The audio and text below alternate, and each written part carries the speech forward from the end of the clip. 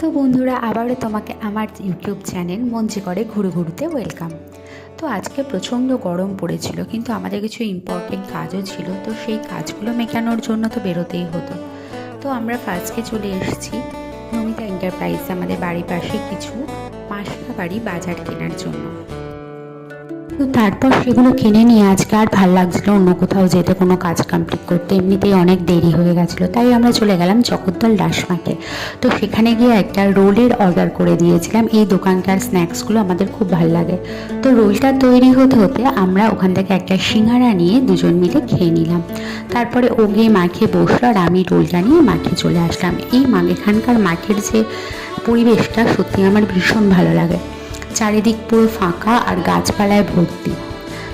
তো এখানে বসে রোলটা খেলাম আর এইভাবেই আমাদের আজকের সন্ধ্যেটা কাটলো। তো বন্ধুরা, আজকের ব্লগটা কেমন লাগলো জানাবে, আর আজকের জন্য বাই বাই।